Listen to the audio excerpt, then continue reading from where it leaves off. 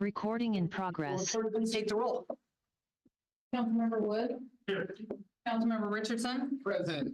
Councilmember Crossman, Here. Councilmember Hess, Here. Councilmember Palmer, Here. and Councilmember Kaminsky, Excused. Mayor DePinto. Here. Thank you. Moving on, can we get an agenda approval? Councilmember Hess. I'll move that we approve the agenda as presented. Second. Second by Councilmember Palmer. Any discussion? All those in favor say aye. Aye. Any opposed, say nay. Motion carries. All right, moving on to special presentations. There's none scheduled. Moving on to public comment. We got a lot of people that wants to comment today, so if you haven't filled out a blue card, please do so. Bring it on up. Just a couple things. Everyone will have the opportunity to speak if they wish. They'll be up to 3 minutes. Please be respectful. When your name is called, please come up to this podium here, state your name for the record, and go ahead and address the council. Council can choose whether or not to engage in questions or comments, but likely if they don't, we will just move right on to the next person. Councilor Hess. Also, for those that do want to speak, if you have information to present for the council, could you please kindly submit it to Ms. Lindmeyer to be added into the minutes? Yep, and if you, we can show you how to do that too, if there's materials, or if you have something drop off, we can make copies for the council as well. All right, starting off with Stephanie Kimball.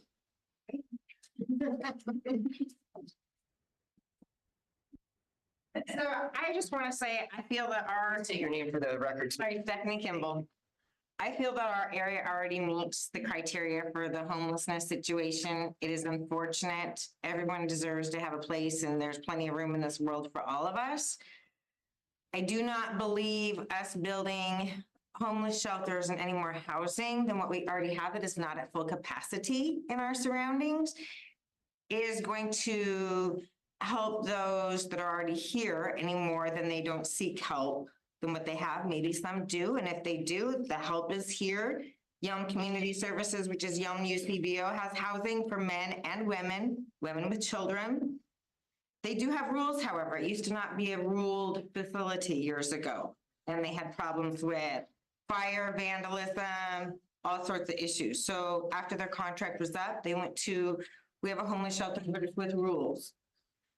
With those rules, a lot of people decided they didn't want a homeless shelter anymore because they had to be clean and sober. They had to be looking for a job, seeking a way to contribute to help themselves and help to be part of the community.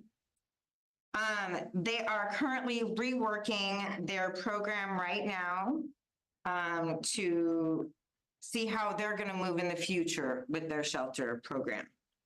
Fresh Start in McKenna. They have an available capacity of 134 total.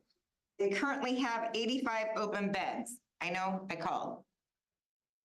They are clean and sober housing. It's fully furnished. It even includes bedding. You just got to come with the clothes on your back, and you got to have your own food. They have availability.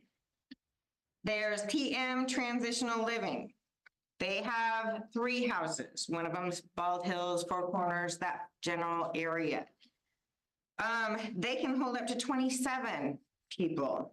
They are not at full capacity.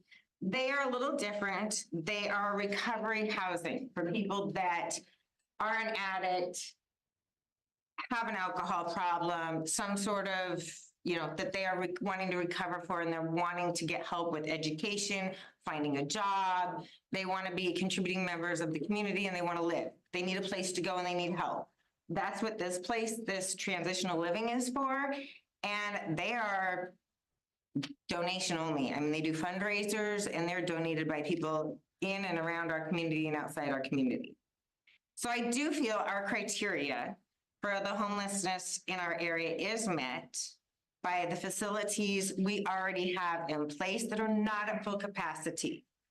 I also feel that in my own experience, my family's experience in reaching out to try and help some homeless, we've had someone come stay with us, offer them some things to do around our farm, some jobs. His mother currently had stayed with our family for 2 years, and she wanted to get him off the streets. I don't comment. He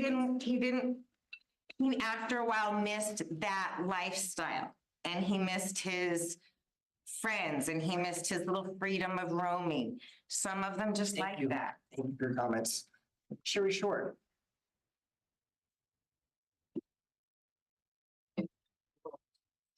Hi, I'm Sherry Short. And I have been struggling to stay housed for the last few years. And my family, we were living in our car in November. And there's too many people that I know in this community that are not homeless, that are literally one paycheck away from being homeless. I know how quickly it can happen inside and outside of addiction. I used to live at TMTL and my husband was at Fresh Start because he had a motorcycle accident and we were unhoused and he required care and a place to stay. This community really needs more homeless outreach. The organizations we do have need more funding and yeah, that's about it. Thank you for comments. John Snazit. First off, I want to say thank you for the opportunity to be able to speak. Regional Housing Authority collects about $9 million a year, whether it's through state or Thurston County taxes.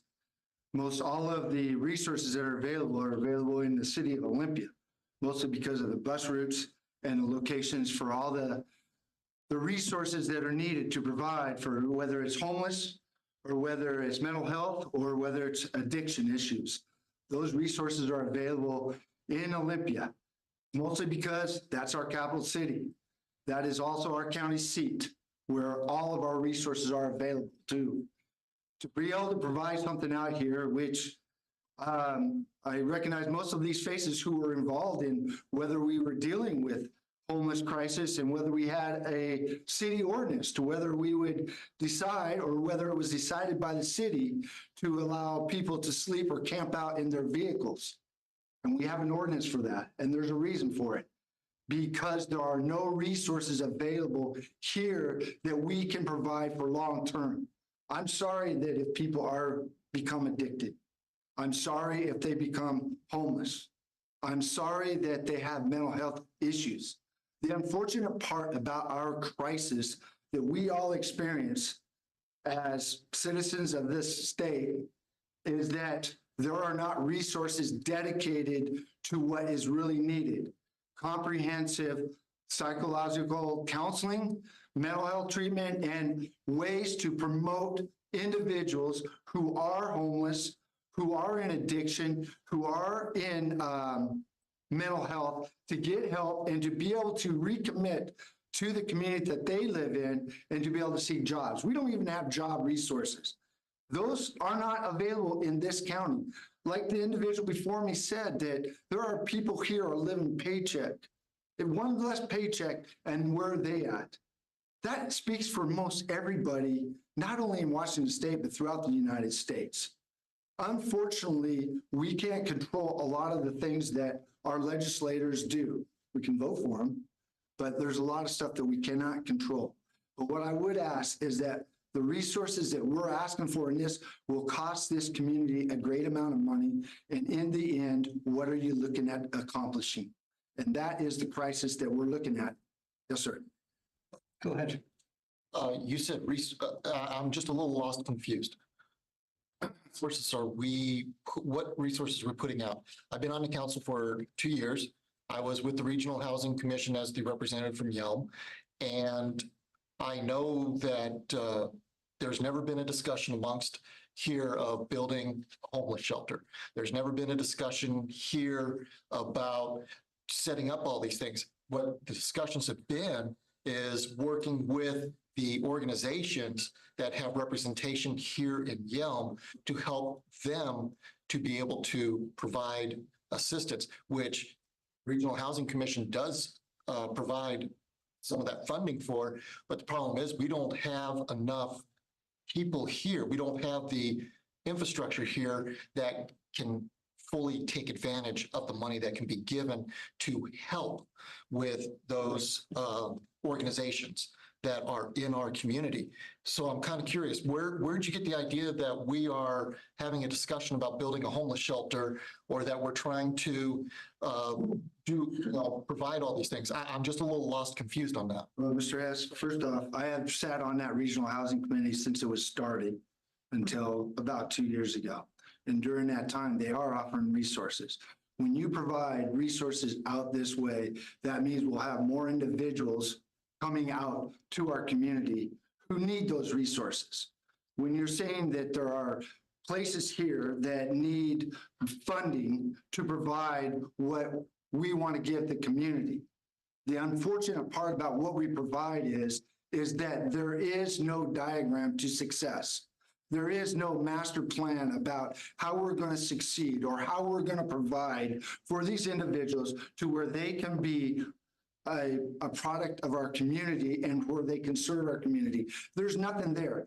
What they provide now in the city of Olympia and what they even try to provide out here, and TM, I've donated monies for them for many years. Carmen and that family has been amazing out there. But what I'm saying is that they go through donations for their resources, and regional housing has not been able to commit as much money as we need out here, and it will take a substantial amount of money to provide resources out here.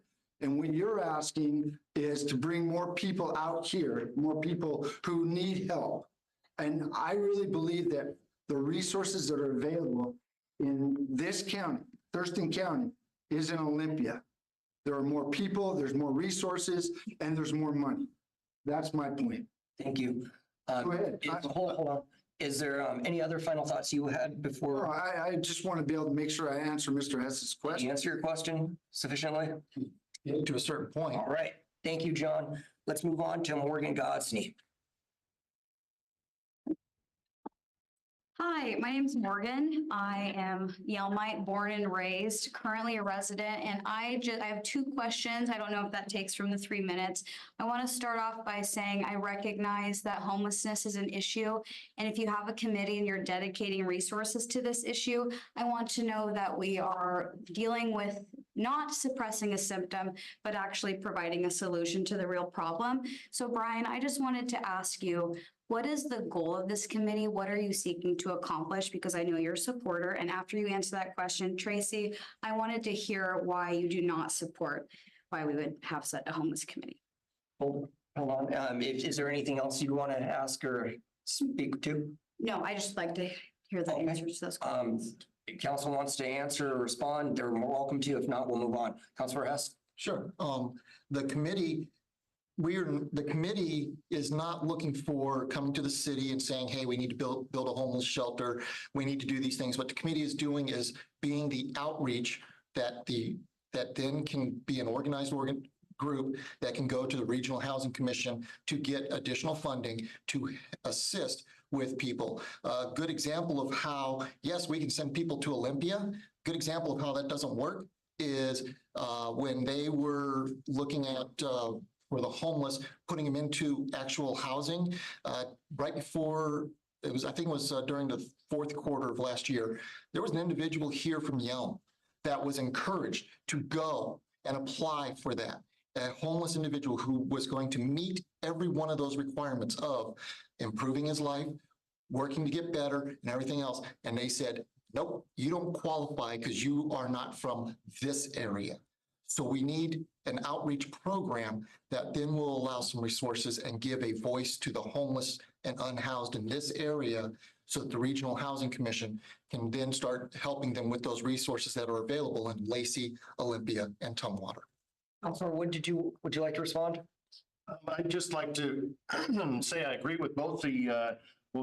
Snaz as well as Ms. Kimball that these resources do exist. As Ms. Kimball clearly stated, there's a lot of availability based off of her research that she's just done prior, obviously, to this meeting. So I think that what we're asking to do is something that's already being done. We've already managed in the state of Washington to eliminate the cost of the bus service and the bus system. So there's really no legitimate reasoning behind these folks not using the existing resources, whether they be here already presently or if they need to get to Olympia to take care of these things that they need to take care of. We have about a minute or so. Okay, I think that's all. I just want to say thank you to Dawn and Stephanie for bringing facts forward, stating it's easy to say we have a need. Of course, there's a need. There's a million problems that we want to solve, and I know you dedicate your time and resources to do that, but I'd really love to hear the facts of where our resources are being utilized and what programs are out there. So Thank you, Morgan. Susie LaFergie.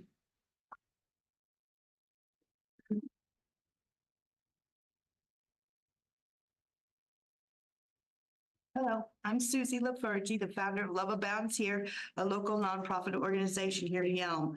Thank you all for allowing me the opportunity to speak on the current state of homelessness here in Yelm. As always, and since my involvement in bringing this issue of homelessness to the body, this body in February of 2018, I believe that every organized city government in Thurston County needs to be involved in addressing homelessness.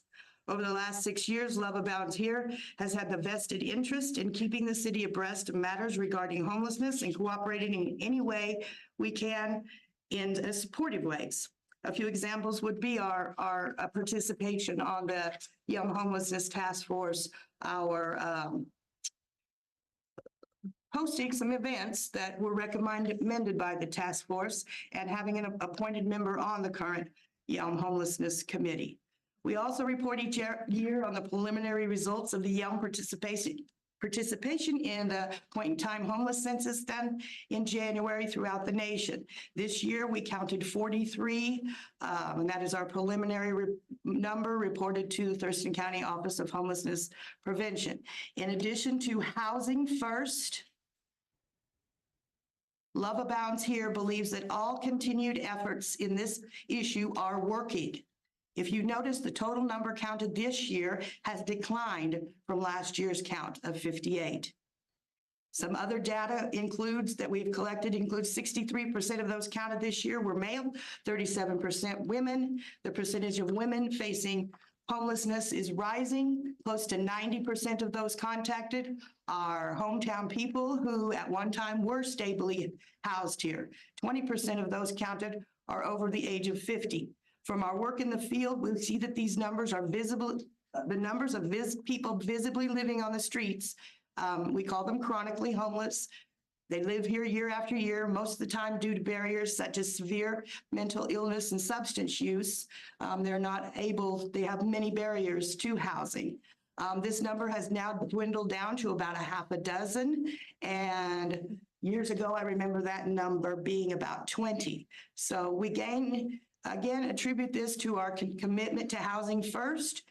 That number is going down because we are helping people get into treatment. Just sent a lady to treatment on Saturday, spent 9 hours over at South Sound Behavioral Health Hospital. We have also sent folks home to family in places all over the United States. We deeply regret that in the course of time, over a dozen people who were homeless have died homeless. This leaves a large majority of those living homeless living in cars and RVs. We know that many people in this situation have jobs nearby and simply cannot afford housing. The fact that we have helped house over 30 sober men at the Fresh Start program in McKenna over the last few years is a testament to the fact that not all people who are homeless are wandering around like vagrants and being irresponsible, as that term may apply. Thank you, Susie. Tom Ferguson. I don't have much to say. I come in cold. I wasn't even sure what the discussion tonight was going to be about, for sure. But I thought we went through this a couple of 3 years ago. And what we were going to do here as far as the homeless population was concerned. And there's plenty of programs in Thurston County and some here in Yelm as well to take care of the problem. I don't know that we need to get involved in this at all. Thank you for your thoughts. Ashley Brooks. Right, you'll be surprised I'm not talking about homelessness. Good evening, Mayor, council members, staff, and audience. It seems as though I've come full circle here at City Hall. Summer 2022, I stood here making a public comment on the importance of recognizing crime involving our middle school children. Soon after, I expanded my volunteer role when I was mayor appointed and council confirmed to the Salary Commission, where with the only one other board member, we made the conservative decision to maintain the same pay rate for both the mayor and council. It was another appointment within the city of Yelm that enhanced my knowledge of local and regional government processes. As a council member for 13 months, I gained professional experience and relationships that influenced my choice post-election to continue to serve residents in the capacity of advisory board and committee member. To my surprise, my appointment and confirmation were not met in the same appreciative and considerate fashion. December 6th, I was notified of the potential December 12th confirmation, after which I could begin work as early as the following week on the Planning Commission. Instead, the process was delayed, causing canceled Planning Commission meetings for months to date due to no quorum. These meetings discuss the drive-throughs, sidewalks, area density, and parking lots, all of which impact our daily lives. My great city has been harmed by negligence, a lack of ethical considerations, and respect for the eagerness and commitment of community members while we serve. Tonight, my name's on the agenda once more to be council confirmed for the Planning Commission in a 4-year term.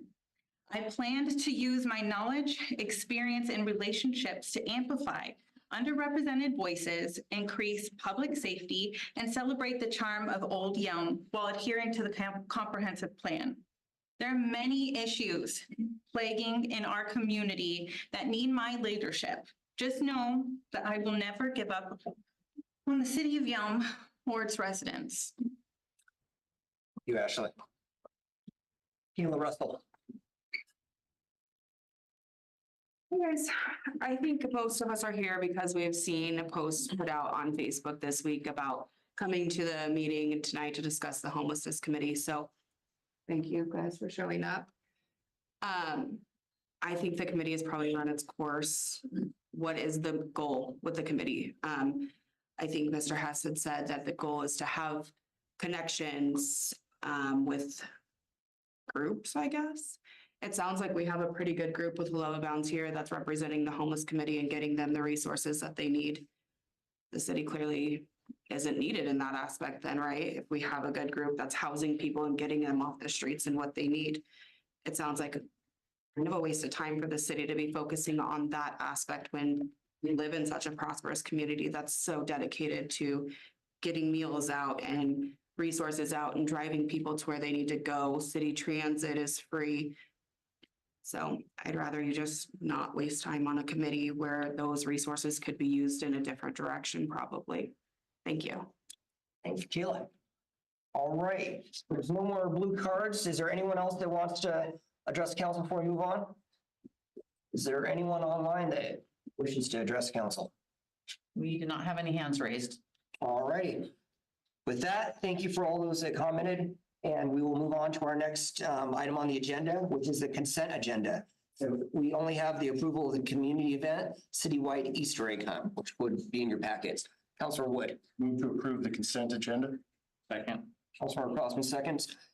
Is there any discussion? All those in favor say aye. Aye. Any opposed say nay. Motion carries. All right, moving on to new business. Under A, we have amendment number 1 to the public services agreement with Tappan Incorporated for the construction of the Southeast Reservoir. Cody, is this you? All righty. Good evening, council. So before you is kind of a formality amendment. I came with you with this contract a couple weeks ago. They needed the tax broken out for auditing purposes on their end. So it was a lump sum on there and the tax was not broken out in the contract. So I have to bring an amendment to you to break the tax apart into a separate line item. It does not increase the value of the contract. It doesn't do anything. As you notice in the packet, it's like a one-pager that says break the tax out. It's literally an amendment to break the tax out so they can have it for their auditing purposes. That is all. I'm happy to answer any questions if you have any. Councilor Wood. I understand it makes pretty good sense. You're very clear as a school teacher. You generally tend to be, or past school teacher, excuse me. And I move we authorize Mayor Joe DePeno to sign amendment number 1 of the public services agreement with Tappan Incorporated to add Washington State sales tax as a separate line item for the construction of the Southeast Reservoir. Second by Councilor Palmer. Is there any further discussion? All those in favor say aye. Any opposed, say nay. Motion carries. Thank you, Cody. Moving on to confirmation of planning commission appointment, Ann Warman. Before we start, I'll kind of just go through my basic process of how I chose because the next three are all confirmations of appointments to the planning commission.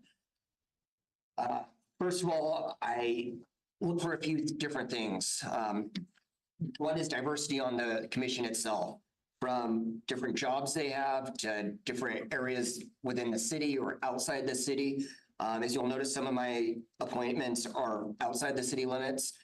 I think that gives a voice to some of those outside the city limits, which many on the council have indicated that they would like to see. I then narrow it down. Well, first of all, before all that, Kathy, our city clerk, make sure that they're eligible. Their addresses are inside the city limits or around the near surrounding areas, which include the 98597 area code. That's what I use to go off my selection. After that's narrowed down, I look on qualifications and skill sets that are similar or that would be relevant to the committee or the commission itself. And then I narrow it down even more. I contact each of those applicants that I believe, not just the appointments that I make, but a few others that I would also like to see, just to hear what they have to say about their thoughts on serving, asking them why are they wanting to serve, what relevant experience, and the time availability to serve on these commissions, because it does take time. And believe it or not, some people say, I didn't realize it was that kind of a commitment, so I can't. That being said, I'm going to go ahead and go through each of the, one by one, I'll ask for a confirmation of each of these appointments as it's laid out on the agenda.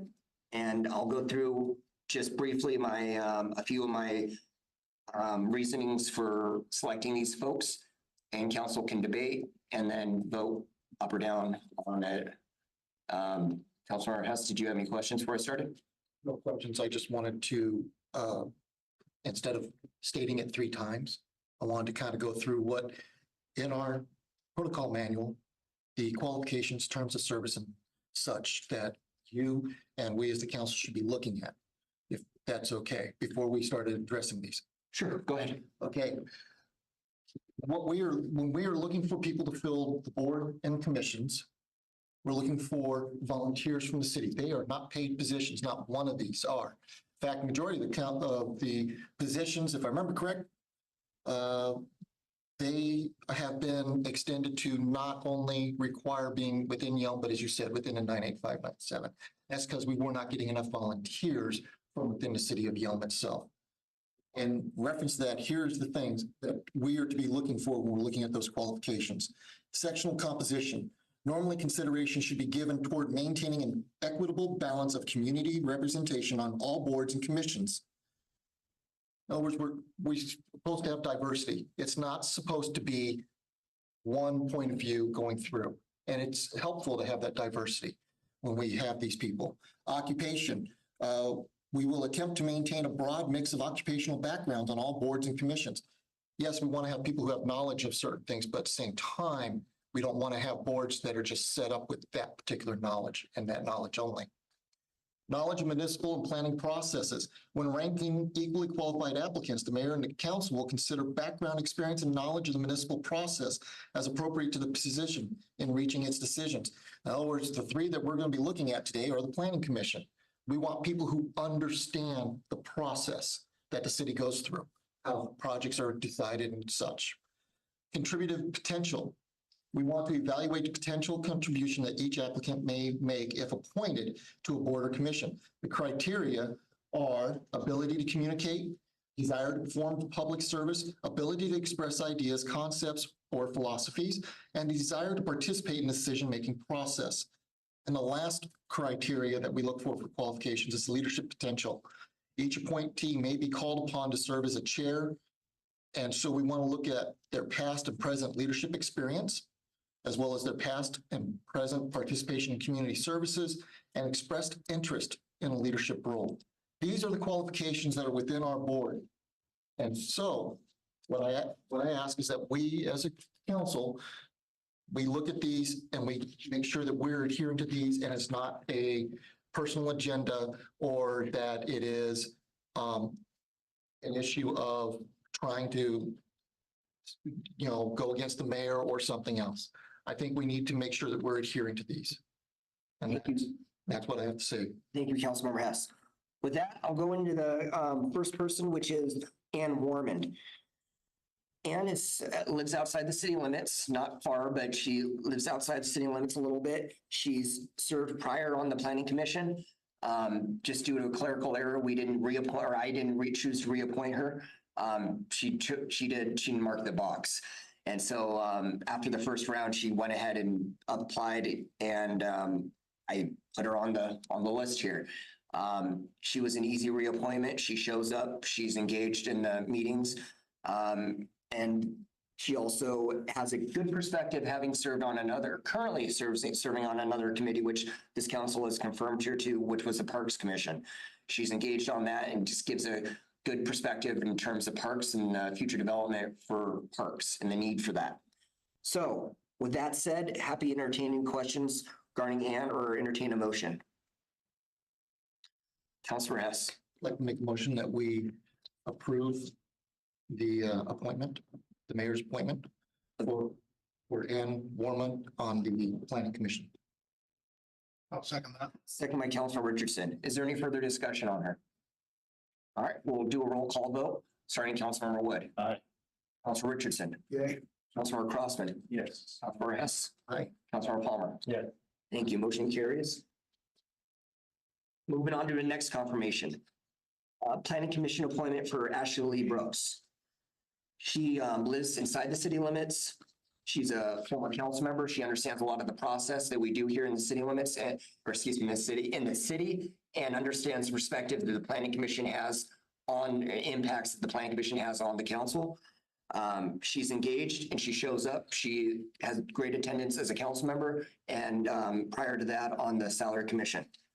Different, and that wasn't an appointment from me. That was the previous administration's appointment. And then she shows a different perspective on a lot of her thinking, and it's not necessarily the same as others on that planning commission.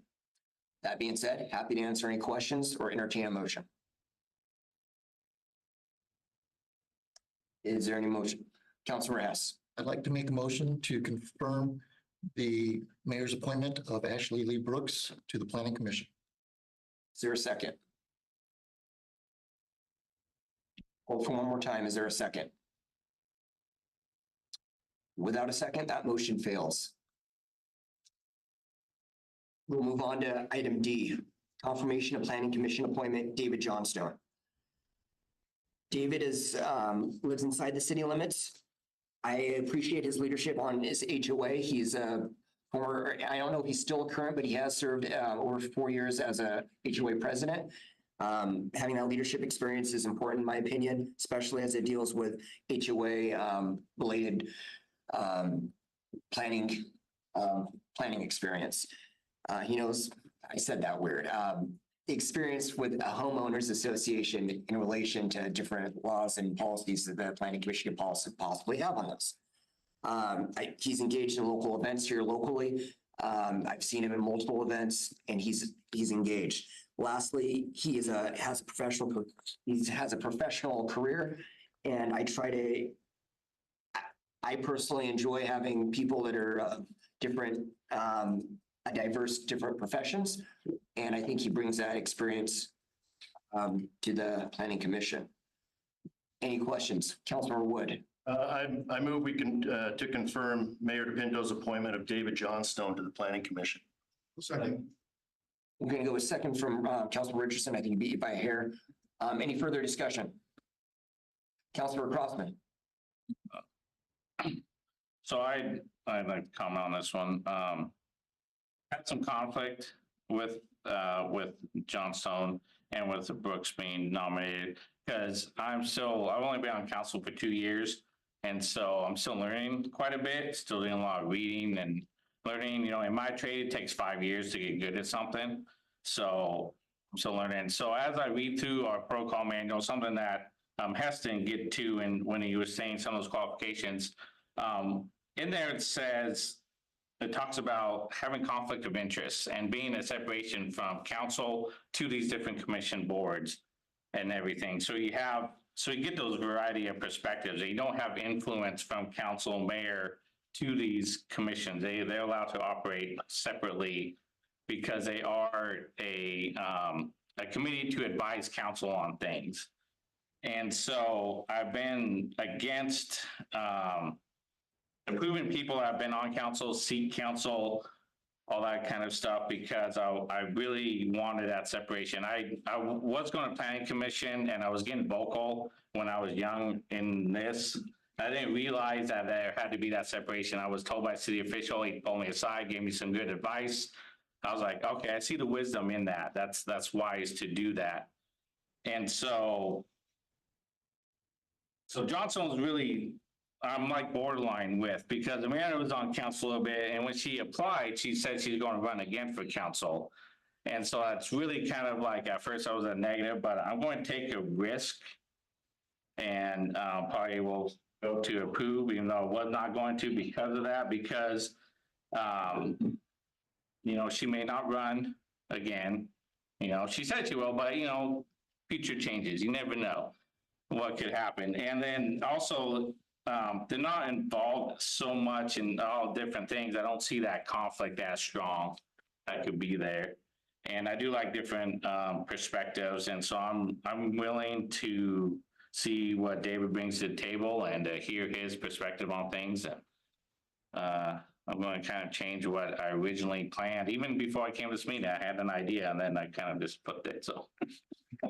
Thank you, Councilmember Crossman. Councilmember Richardson. Just to echo Crossman's dilemma of decision, I felt very similar.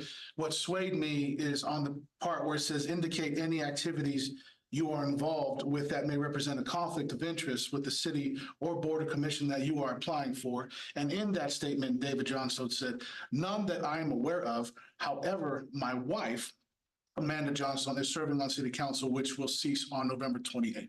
So because of that honest answer and the ability to admit that there could be something, he said, not that I'm aware of, but however, that to me tells me it's a good individual to select. But I was very much similar in the same position with Crossman, but that was what swayed me, is when somebody puts down an honest answer, even though they're not entirely sure. Councilmember Palmer. I'd also like to add, I appreciated that David Johnstone actually went into very good clarification on why he had good background and what his qualifications were and how it applied to the position itself. Because there was a lot of answers that were just very vague. And so I appreciated him actually going through and bullet pointing why he was qualified for the position. Thank you for that. Is there a motion to confirm? Already got it. Already got it. Excuse me. There has been a motion second. We had discussion. Any further discussion? We'll take a roll call vote on this, and starting Councilmember Wood. Aye.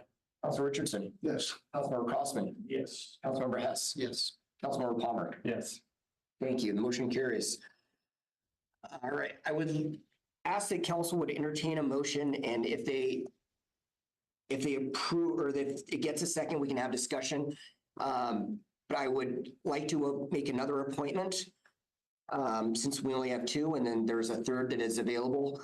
I would like to appoint Austin Walker to the Planning Commission.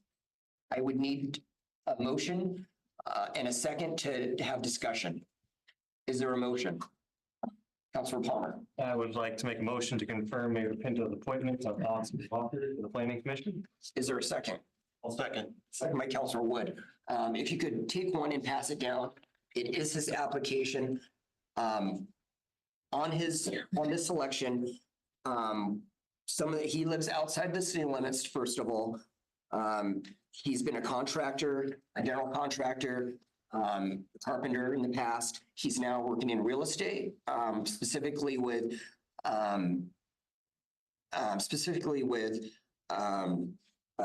I can't think of it.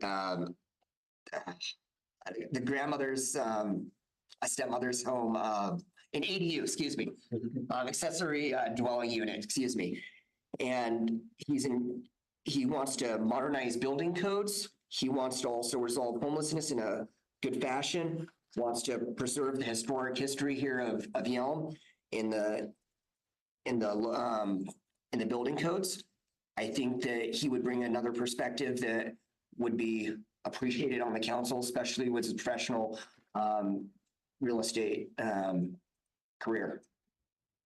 But feel free to take a moment to read over his resume or his application here. Councilmember Hess. Just out of curiosity, with him starting a real estate development company, I think that's a major conflict of interest to be on the planning commission. Because the planning commission helps recommends to us, the council, zoning changes, which a development company would want to have. It recommends parcels on how they're going to be split, be split up and built upon, as well as various other codes that development company would be very interested in having a say on. Let me respond and then we'll go to Councilmember Palmer. We currently have folks that are in real estate development on the planning commission. I don't view it as a conflict of interest. I view it the opposite. I think it's helpful to have those kind of views on it. There is, I believe, just one, and I'm looking over staff, if there's just one real estate on there. Former Councilmember Kaminsky was on there as well as a realtor. I think having that perspective, understanding how it impacts developers, how it impacts codes for different folks in the city is an important perspective that we need on it. And so I would push back a little bit that is a conflict. Of course, if there is anything that directly conflicts with his business, then he should recuse himself, and I would ask him to do so.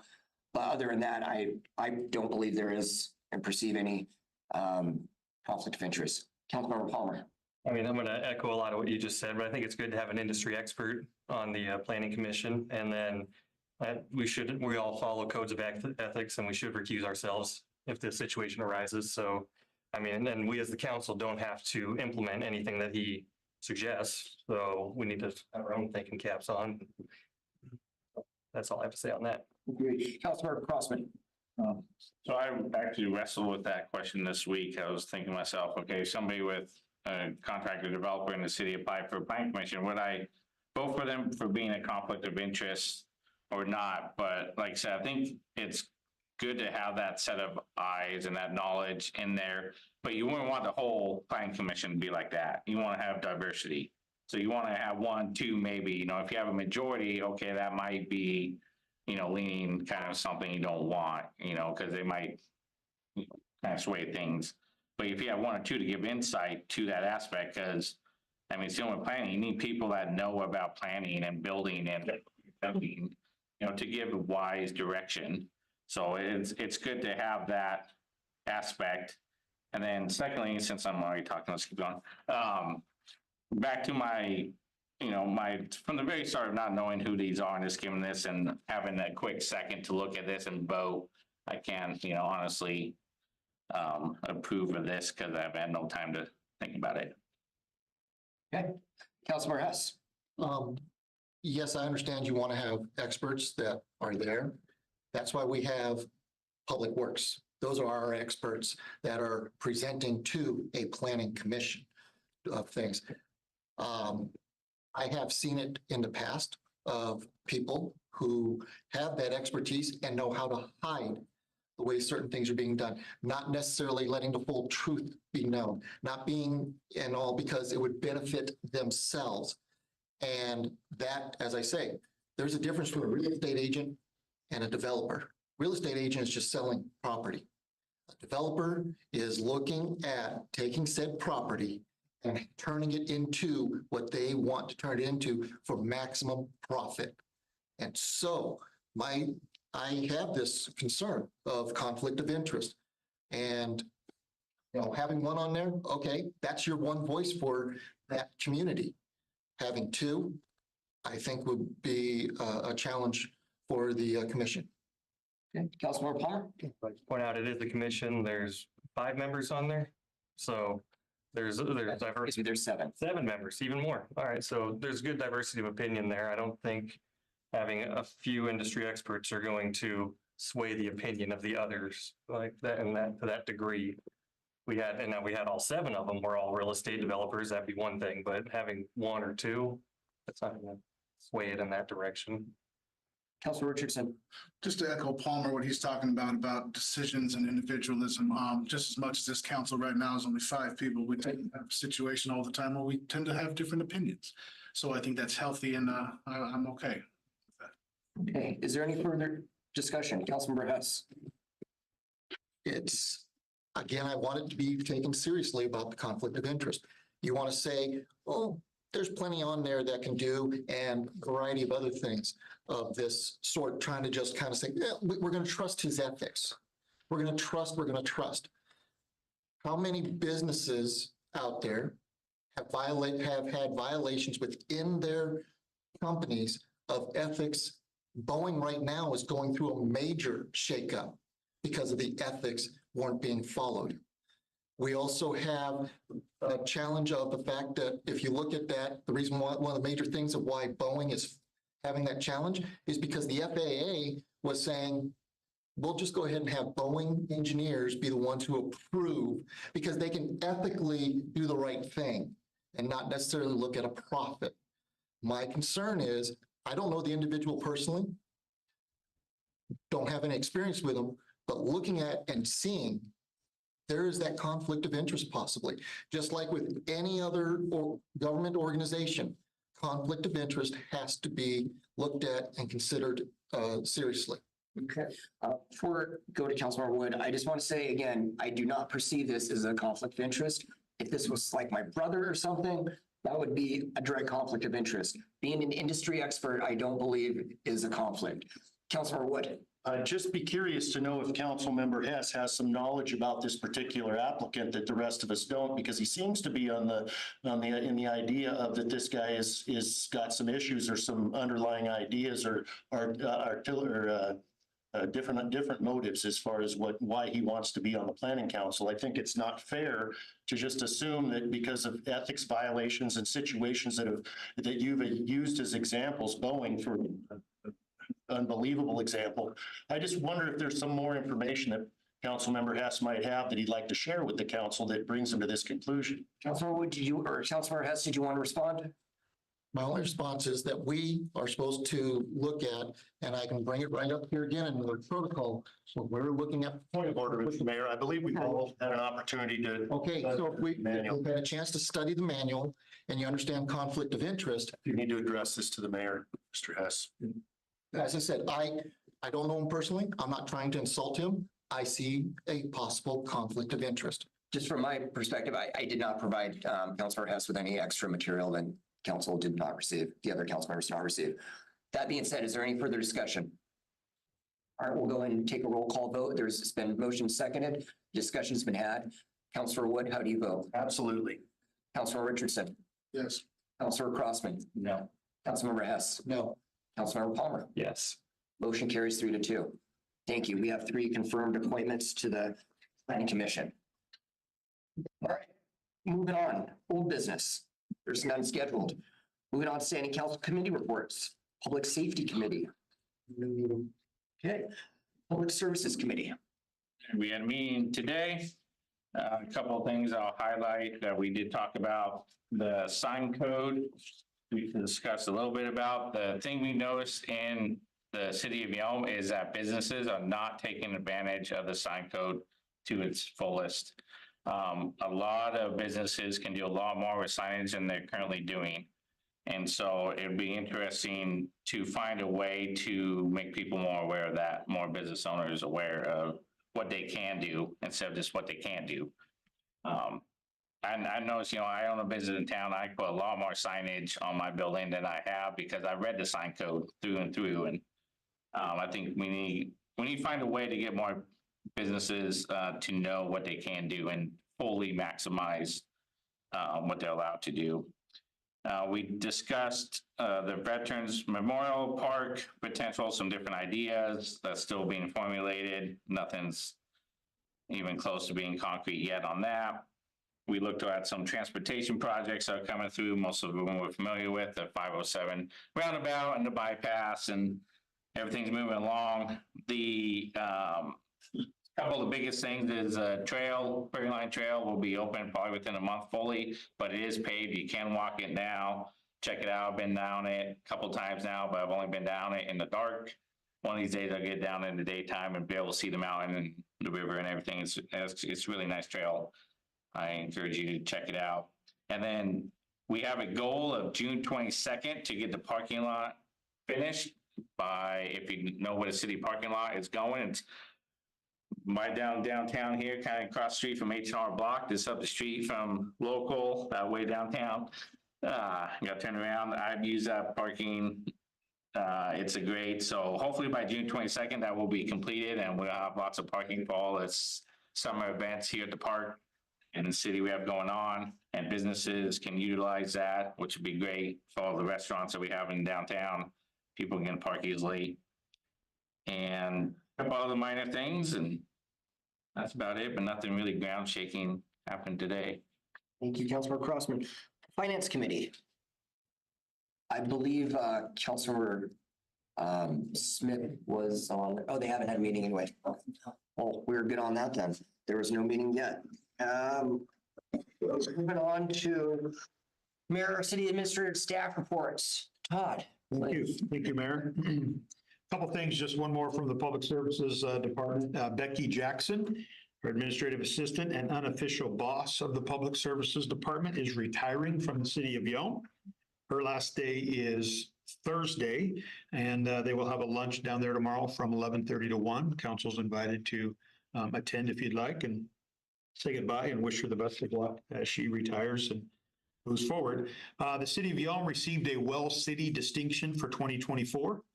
We will receive a 2% discount on medical premiums for 2025. The discount saves the city over $23,000 per year in medical premiums.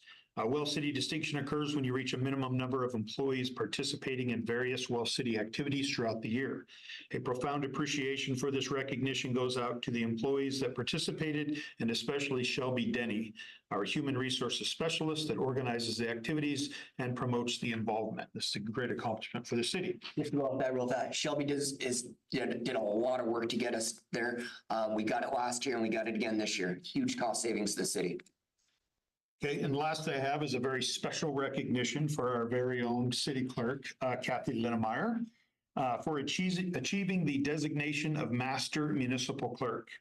The International Institute of Municipal Clerks grants the MMC designation only to those municipal clerks who complete demanding education requirements, who have a record of significant contributions to their local government, their community, and state. IIMC promotes lifelong learning that is not only desirable, it is necessary for all in local government to keep pace with growing demands and changes needs of the citizens we serve. In addition, in December of 2023, Kathy fulfilled all the requirements and was accepted as a Paul Craig Athenian Fellow in the Athenian Leadership Society. To be a Paul Craig Athenian Fellow is to hold the knowledge and the quest for knowledge in high esteem. Municipal clerks at their best exemplify Athenian values. Kathy is the 6th clerk in the state of Washington to fulfill these requirements and will be recognized at the 2024 International Institute of Municipal Clerks Conference in May of this year. We are extremely proud of Kathy's achievements and honored that she chose to work in the city of Yelm and serve our amazing community. Congratulations to Kathy, and thank you for your drive and dedication to advance your knowledge and expertise in your field of employment. Congratulations.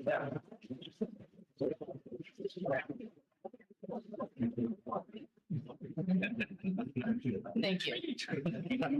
I will just say really quickly, though, I just appreciate the administration and the council's support in allowing us to do the trainings necessary so that we can be experts in our field of work. It's very important, and I appreciate that. Thank you. Thanks, Kathy. That's all I have. Yes, okay. I only have a couple things. We had a congressional visit from Congressman Strickland yesterday. We went over some of the issues with City of Yelm and for funding issues. We're trying to get money for the Southern Bypass. Talked to her about that, and it seems like the infrastructure money is there to help support that. We're going to be working with our office to try to get that and to punch that 4-lane highway all the way to the main highway through another reduce traffic and increase infrastructure in the new homes that are being built behind the high school and medical plaza area.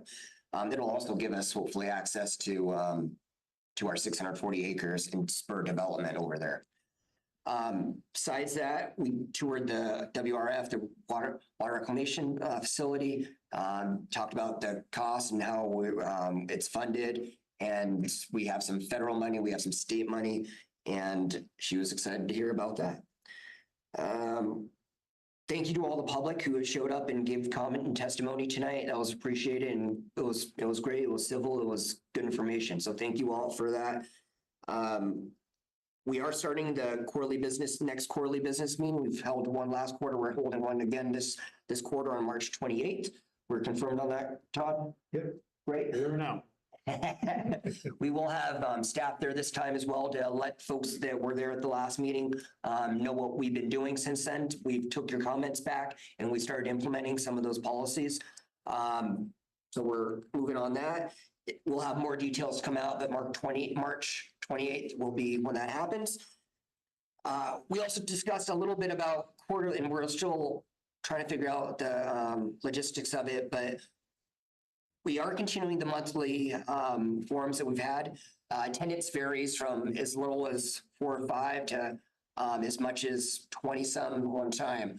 So it fluctuates greatly, but it's also during the noon hour during the week, and not all residents can make that. Not everyone works inside city limits, and not everyone can take that time off. So we're going to start doing quarterly meetings in the evening. We will have staff there as well to answer questions. Same folks that we had before, Cody from Public Services, our Chief of Police, and myself will be there to answer questions to the public in a more informal route. And what was that, Todd? And I think the public will appreciate that, giving more access to their public officials. Council, of course, is more than welcome to attend those as well. They will be public meetings, so we'll give notice out and all that for those. More details to come on that. Other than that, that's all I've got. Let's do council member reports, starting with Council Member Wood. Thank you. I attended the Transportation Policy Board meeting via Zoom, and we elected our 2024 officers. Once again, Andy Ryder is the chair. Renee Radcliffe Sinclair will be our first vice chair, and Wayne Fournier out of Tenino will be the second vice chair. Of course, is our one of the newest county commissioners. We had a presentation by the Puget Sound Energy. It was in reference to meeting the energy needs of the electrical vehicle infrastructure that is on its way.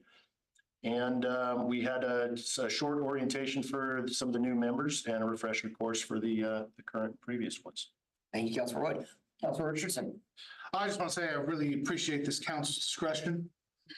Really handled well, with wisdom in this room. Good job, guys. Councilor Crossman. Good. Okay. Councilor Hess. From Intercity Transit Authority, one of the big things that's coming out of it is the general manager's been given authority to start looking for and exploring ways to bring in more vehicles for Intercity Transit Authority.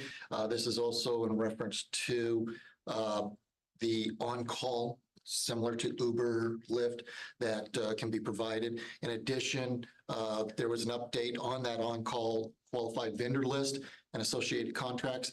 Hopefully this Friday, I will be able to meet with the general manager at Intercity Transit Authority's depot and be able to talk to them about that, because I think Yelm, as a community that's part of Intercity Transit Authority but is so isolated, would be a great test facility for those on-call, instead of having to take bus 94 to work your way.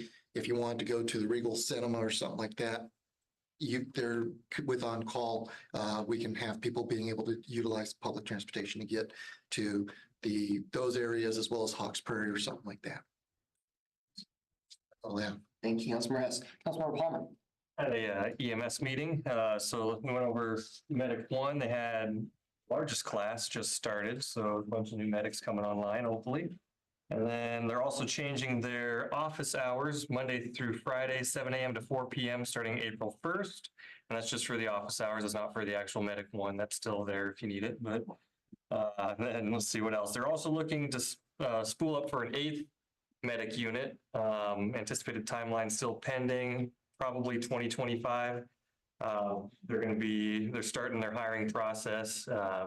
Applicant pool's pretty small so far from what I understand. So if you're interested, from what they were telling me, the starting pay is about 85,000 if you're a medic looking for a job. So they're going to be starting recruiting very soon.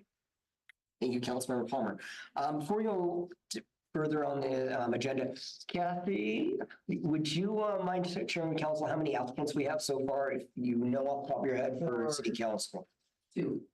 We received a total of 4. 2 of them did not live inside the city limits, so we've received 2 that are eligible. And that's up today. Just a reminder, council, we will be starting on study session or our next week at study session, having applicants come in. Is that? I thought it was going to be the first regular meeting and second regular meeting. Excuse me, this first regular meeting. So we're going to start on that pretty soon. The deadline is when? Right. This Friday. Next Friday. Next Friday. Next Friday's the deadline. So for all those listening up, if you want to be on city council, live in city limits, apply. Other than that, we have no executive sessions scheduled. Is there a motion to adjourn? Adjourn.